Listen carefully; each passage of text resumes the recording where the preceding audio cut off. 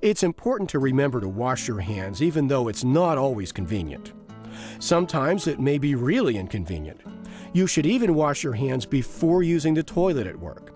Studies show that this part of your body has a very high absorption level, and it's certain that any severe skin irritation in that area will be painful and potentially damaging for a very long time.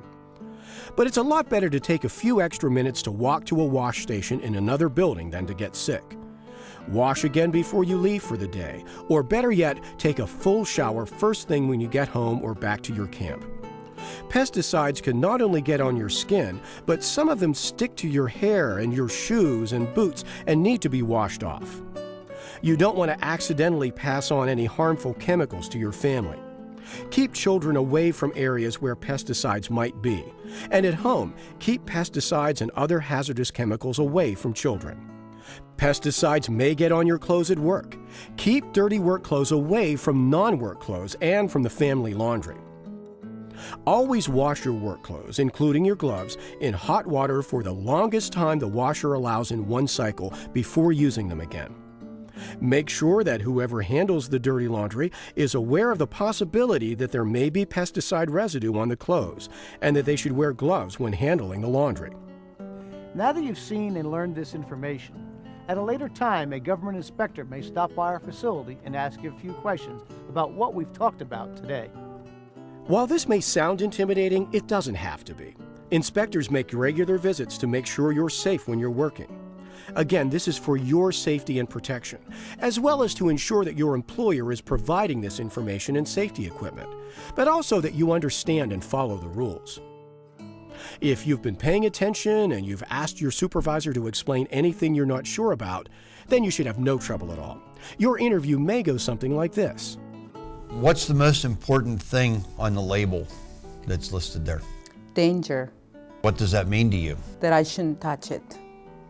What if the container was empty? Even if it's empty, it should be used only for pesticide purposes. If you found somebody that was unconscious or they appeared very ill while they were working, what would you do? I'd look for help immediately, and if a supervisor wasn't nearby, I'd call one. Very good, thank you. And do you know the symptoms of pesticide poisoning? What would you look for? Headache, upset stomach, rashes on the skin, nausea or fainting spells, and you can have more than one symptom at a time. Where can you find information on the products that have been used in the last 2 or 3 days?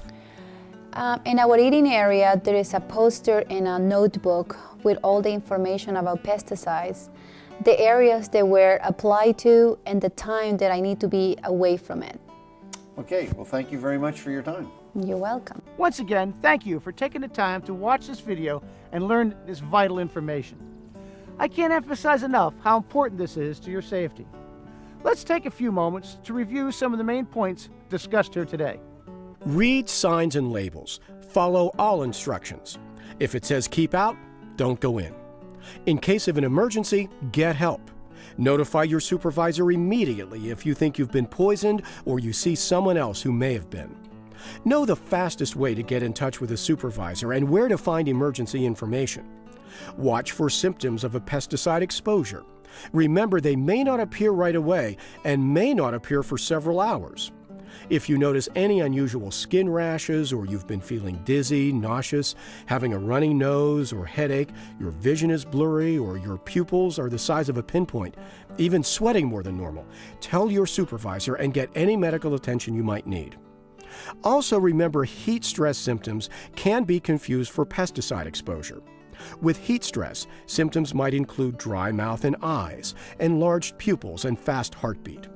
You might notice some unusual swelling on your skin, or you may have felt weak with nausea, having a runny nose or headache and blurred vision.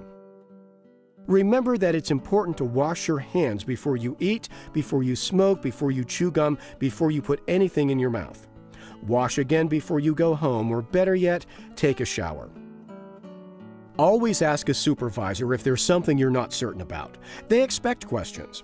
For example, if you want to know where to find information about which pesticides may have been applied in the last 30 days, your supervisor can point you to this information. This information must be available at a central location that workers have free access to during work hours or when needed. Once again, the purpose of the WPS rule is to help keep you properly informed and safe from possible harm. Your boss must not punish you for trying to follow these rules, and no one can make you apply pesticides or go into an area that has been treated with pesticides. As you can see, these guidelines are not difficult to understand, and they should not scare you. Safety is an easy job if you pay attention, use common sense, and follow the rules we have shown you. Your health and safety is important to all of us here at the Christmas Tree Farm, and we encourage you to ask questions. I'm glad we had this chance today to talk, and thank you for your attention.